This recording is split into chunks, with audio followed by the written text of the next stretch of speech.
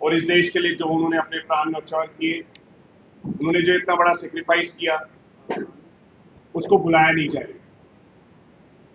आज का press conference का ऑब्जेक्टिव बड़ा ही क्रिस्टल क्लियर है कि जहां आर्म फोर्सेस हमारी हर तरह से हमें प्रोटेक्ट करने के लिए देश भर में ऑपरेशंस कर रही है, इसी के साथ साथ बिजली विभाग के इंजीनियर्स और अधिकारियों ने, हमारे स्टाफ ने, नीचे तक जितना भी डेली वेजर तक लाइनमैन स्टाफ है, हर एक इंसान ने 24/7 लगातार मेहनत करके गवर्नमेंट के जितने भी हमारे एडमिनिस्ट्रेशन के डायरेक्शंस थे, जिस तरीके से भी हमें इस सिचुएशन को हैंडल करना था, हमने बखूबी किया।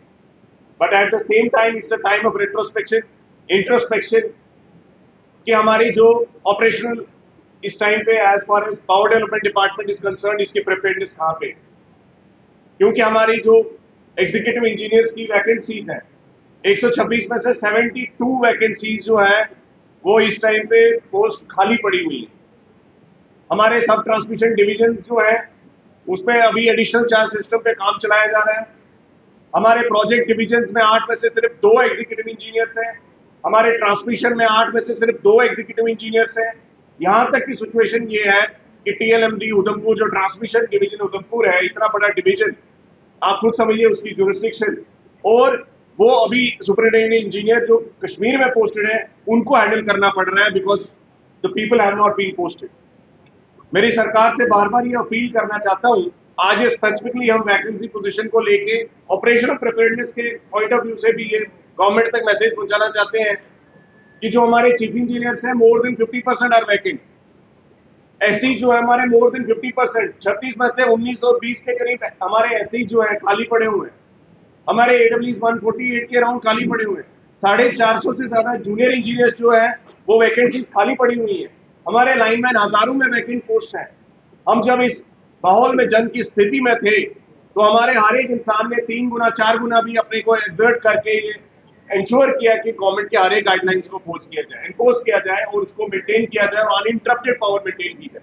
लेकिन at the same time we should also calculate कि हमें कहां पे अपनी वीकनेसेस को, as far as the power sector is concern, Omar Abdullah साहब हमारे चीफ मिनिस्टर साहब से हमने पहले भी दरख्वास्त की since he has taken over as the honourable chief minister and also in charge of the power development department, जब सारे इंजीनियरिंग डिपार्टमेंट्स में और लेसर इंजीनियरिंग जो हमारे सिस्टर इंजीनियरिंग डिपार्टमेंट है, लेसर एसेंशियल सर्विसेज में हर एक पोस्ट को यूटिलाइज करके प्रिपेयर्डनेस के पॉइंट ऑफ व्यू से उसको फिल किया गया।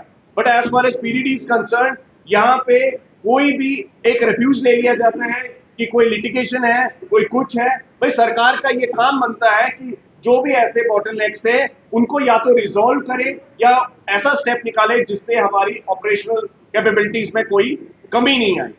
इसलिए हम सरकार से ये अपील करना चाहते हैं कि इस टाइम जो बहुत ज्यादा वैकेंसीज पावर डेवलपमेंट डिपार्टमेंट में हैं उनको फौरी तौर पे, because it is a situation where our people are feeling that this is ये कमांड सेंटर है।